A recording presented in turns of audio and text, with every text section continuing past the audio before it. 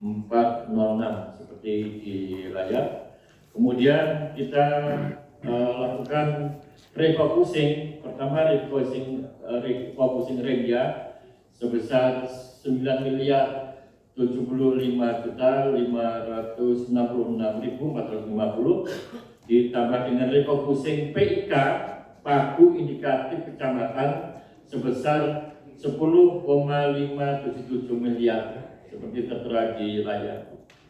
Kita juga mendapatkan tambahan transfer keuangan daerah sesuai dengan SE Menkyu sebesar 444.6.848.000, sehingga total pagu dinas pendidikan untuk sementara, mudah-mudahan sementara ini ya, 1.218.306.503.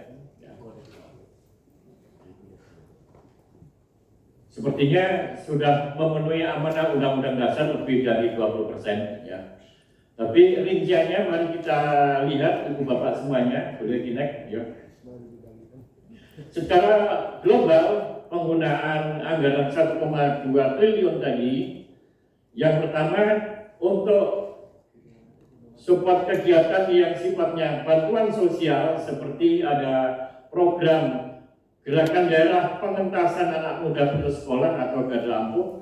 Kemudian ada akselerasi sekolah masyarakat untuk di penanganan pendidikan masyarakat juga untuk yang kejar paket.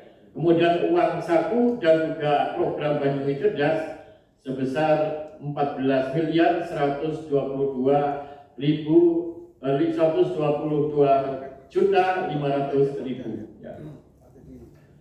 Kemudian hibah ke Fikia dan juga ini program BPPDJS yang 50%, karena yang 50% dari provinsi. Tapi untuk yang 2026 ini belum muncul di provinsi, kita sudah mendahului. Termasuk ini hibah DP itu Dewan Pendidikan sebesar 9.510.000.000 ya.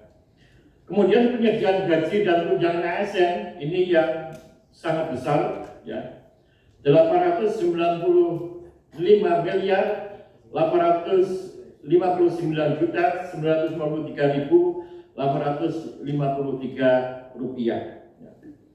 Yang juga besar kedua adalah biaya operasional sekolah. Dulu istilahnya BOS, sekarang biaya operasional satuan pendidikan, disingkat BOSP, di semua jenjang mulai dari PAUD, SD, SMP, yang termasuk BOP kesetaraan di pendidikan masyarakat sebesar 237.238.945.000. Kemudian penyediaan jasa umum kantor, termasuk di dalamnya adalah jasa untuk THL, kemudian juga insentif kepada teman-teman yang non PNS yang nanti manakala SK paruh waktu akan muncul, ini juga langsung di-switch menjadi anggaran untuk insentif atau gajinya P3K paruh waktu sebesar 52.520.500.000. Kemudian pokir yang sudah masuk sebesar 3.817.600.000.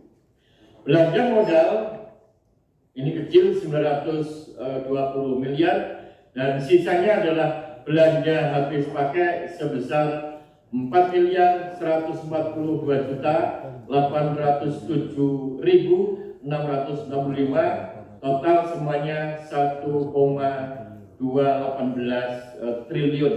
Belanja modalnya tadi 20 miliar. Iya, 920 juta ya 920 juta ya angkanya jelas ya. Kalau duit dengar Pak, bisa next Mas. Bapak itu semuanya yang saya tambahkan, bisa lanjut slide-nya.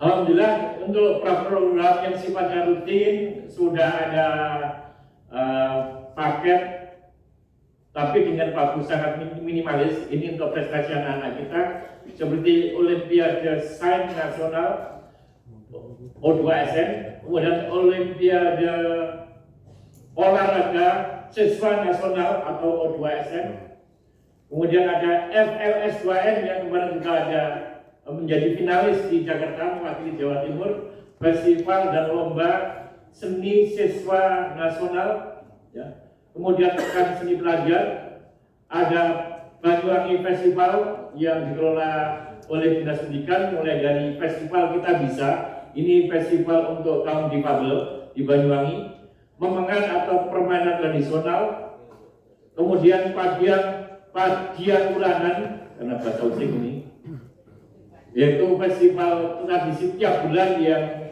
bergantian tiap kecamatan. Ada festival anak soleh, festival sastra, ada gala siswa Indonesia, ini bersama dengan Pak Michael, ya, kreasi baris berbaris, dan juga ada festival kebangsaan, ya.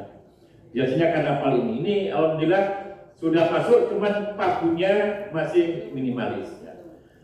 Terakhir, lanjut. Ini beberapa kegiatan yang penting menurut kami, tapi masih terdampak refocusing, mungkin untuk jadi bahan pertimbangan, yaitu bantuan perlengkapan peserta didik untuk siswa miskin. Ini dalam konteks Permendagri ini untuk memenuhi SPM, ya, standar pelayanan minimal kita setiap tahun selalu ada. Kemudian penyediaan analisis kerusakan gedung berdasarkan permen sudah jalan kita, tapi baru 45%, kurang 55%. Keterangannya Ibu Bapak semuanya, setiap kita mengajukan anggaran ke provinsi maupun ke pusat harus menyertakan hasil analisis kerusakan gedung bangunan yang juga disahkan oleh Kepala Dinas PUPR, ya. Kemudian penyediaan bosda untuk sekolah dan madrasah, ya. Komitmen ada, tapi kita masih perlu mencari, ya. Kemudian pengembangan kompetensi guru ini tidak ada, ya. Revitalisasi gedung satuan pendidikan, ya. Perlu kami informasikan yang nomor 5 ini, Ibu Bapak di Banggar, kami telah difasilitasi dan sudah masuk datanya, sudah kami ajukan sesuai dengan permintaan 10 sekolah di Banyuwangi untuk mendapatkan prioritas revitalisasi gedung sekolah dari APBN. Dan kita diberi waktu nanti sampai dengan tanggal 18 Desember untuk kembali mengusulkan revitalisasi gedung satuan pendidikan langsung ke kementerian. Ini sedang kami kerjakan, ya. Mudah-mudahan nanti bisa lebih optimal, karena di data kami, Bapak Ibu, kami laporkan berdasarkan data yang kami himpun di Dapodik, kita masih punya sekitar 870 ruang kelas yang rusak. Ini berat, ya. Nah, ini rusak berat dan baru sebagian di tahun 2025 ini kita dapat 44 paket. Ini juga tergolong besar untuk ukuran Kabupaten Banyuwangi, karena daerah lain itu banyak yang kurang dari 10, ya. Kecuali Jember, ya. Jember dapat 100 lebih, ya. Mungkin ada terobosan tersendiri yang bisa kita tiru ke depannya, ya.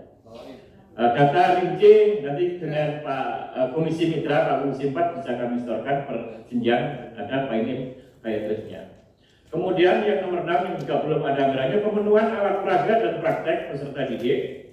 Juga kami infokan pada Bapak semuanya, kita hampir semua sekolah telah mendapatkan IFP dalam program digitalisasi pendidikan. IFP itu interaktif flat panel, yaitu smart board dari pemerintah pusat. Masing-masing sekolah dapat bantuan satu. Yang benar nanti di tahun 2026 juga akan mendapatkan tambahan kembali. Tapi kita tahun kemarin juga ada pembelanjaan tentang EFT ini hanya untuk beberapa sekolah tertentu saja, ya. Kemudian pemenuhan meja dan kursi belajar belum, banyak sekali kursi-kursi dan meja belajar anak kita yang rusak. Yang terakhir adalah penyelenggaraan belajar mengajar khususnya di pendidikan kesetaraan di PKBM dan juga di SKB belum mendapatkan porsi anggaran. Demikian yang bisa kami hantarkan untuk diskusi kita pada sore ini. Kami kembalikan kepada Pak Sekda. Assalamualaikum warahmatullahi wabarakatuh.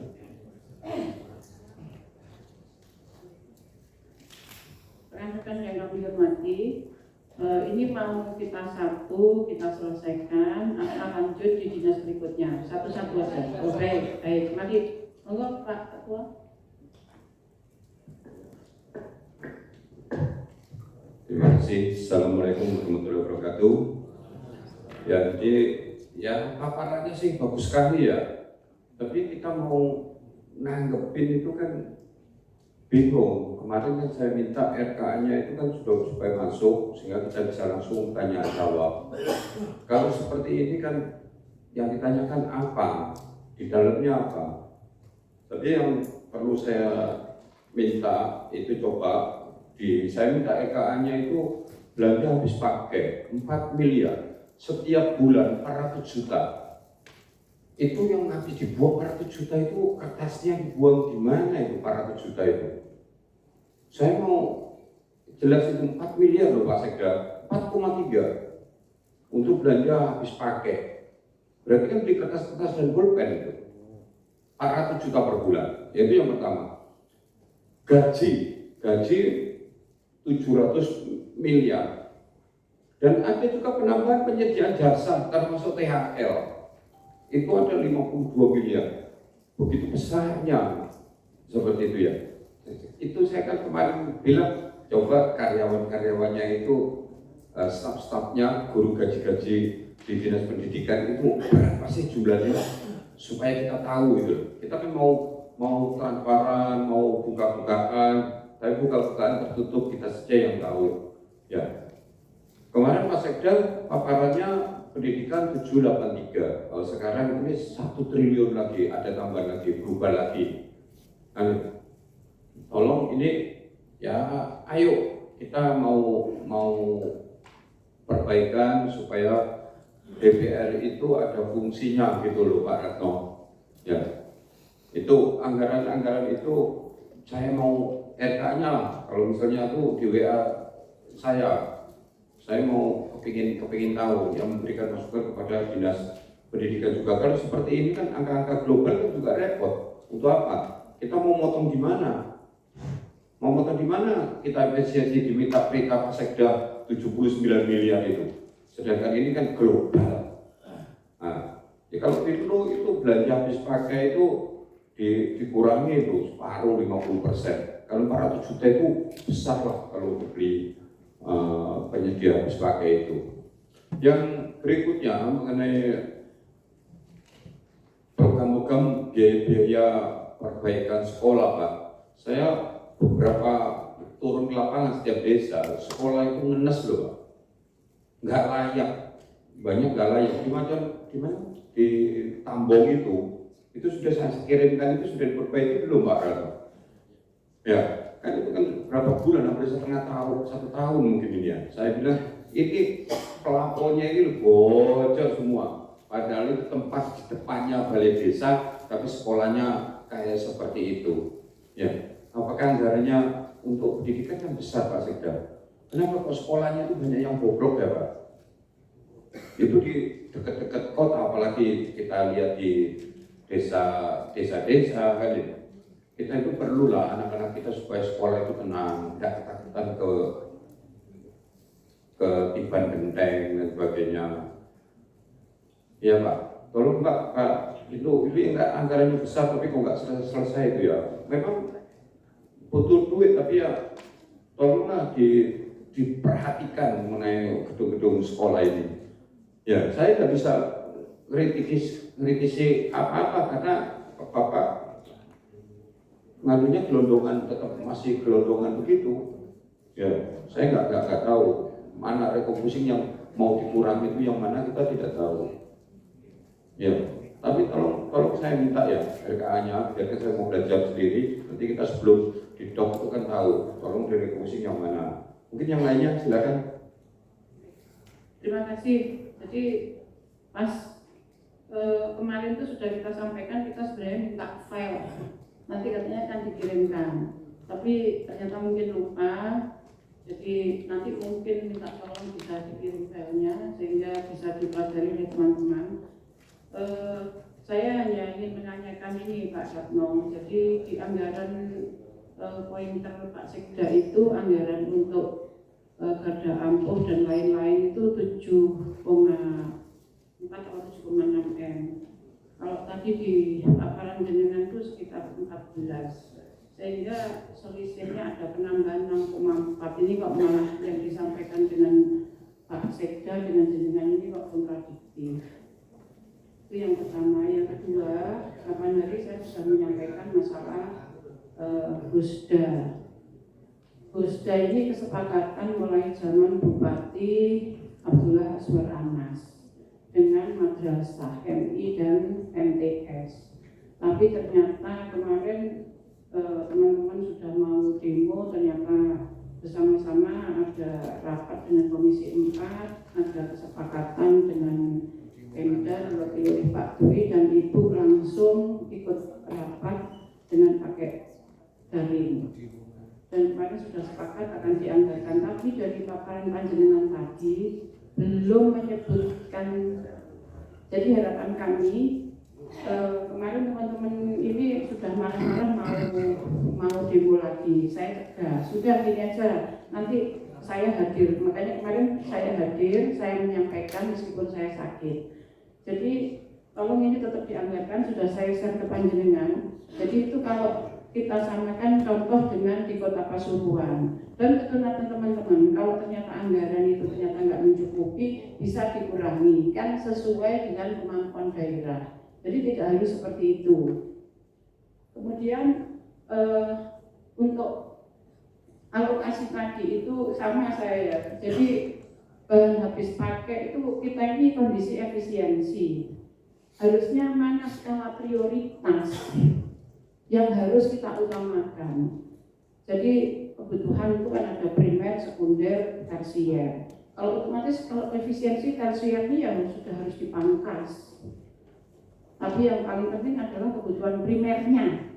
Jadi ada prioritas. Yang penting intinya kalau kita rumah tangga itu yang penting bisa makan. Wes gak mikir tuku gelang emas apalagi tuku baju tiap bulan, sudah nggak pikir, yang penting bisa makan. Sama dengan hari ini kita efisiensi harus betul-betul mengikat-ikat pinggang. Harapan kami ini kebutuhan dasar dulu yang harus diutamakan. Saya kira mungkin itu, mungkin dari teman-teman monggo kami